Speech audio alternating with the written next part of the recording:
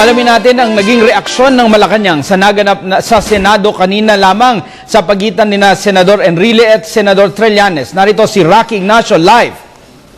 Yes, maraming salamat, Attorney Mark. Kanina nga sa isinagawang regular press briefing ni Presidential Spokesperson Edwin De Sierda, naging mainit pa rin ang usapin sa issue ng backdoor channel o yung ginamit na pakikipag-usap umano sa China kaugnay ng controversial na West Philippine Sea. Pero ayon kay Presidential Spokesperson Edwin De Sierda, nananatili ang tiwala at kumpiyansa ni Pangulong Aquino kay DFA Secretary Albert De Rosario. Ayon sa kanya, lahat ng komunikasyon ay dapat nanggagaling pa rin mula sa DFA.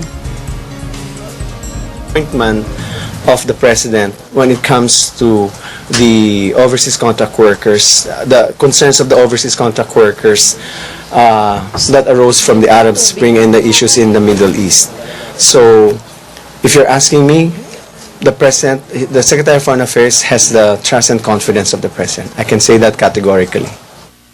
Sagot ito ng palasyo sa report na sa halip na makabuti, hindi umano nakakatulong ang anumang backdoor negotiation. Ayon kay La Sierda, nagboluntaryo kay Pangulong Aquino si Senator Antonio Trillanes na tumulong sa usapin.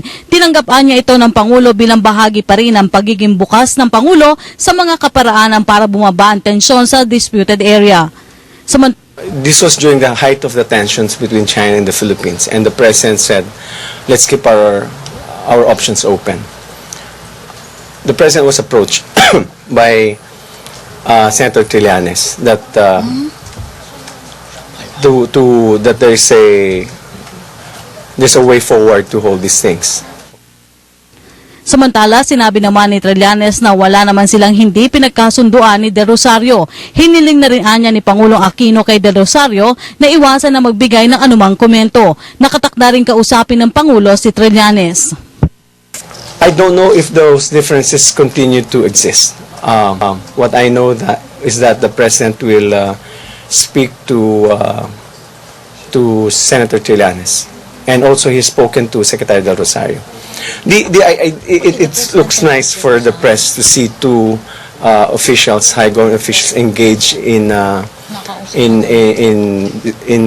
discussions in media.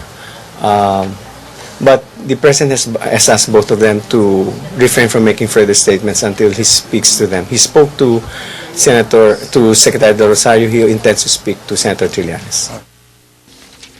Kasunod nito, ipinaliwanag ni La Sierda na walang kinalaman ang usapin ni Trillanes at De Rosario kaya hindi natuloy ang pulong ni Pangulong Aquino at Chinese leader Hu Jintao sa Vladivostok, Russia. Ayon kay La Sierda, kailangan lamang makabalik ng Chinese leader sa kanilang bansa dahil sa naganap na lindol. Git pa ng kalihim na nananatili naman ang posisyon ng Pilipinas na resolbahin ang usapin ng territorial dispute sa mapayapang paraan. At yan po muna ang ating pag-uulat mula dito sa Malacanang. Magbabalik tayo sa iba pang kaganapan para sa Telebisyon ng Bayan. Ako po si Rocky Ignacio. Maraming salamat kasama Rocky Ignacio.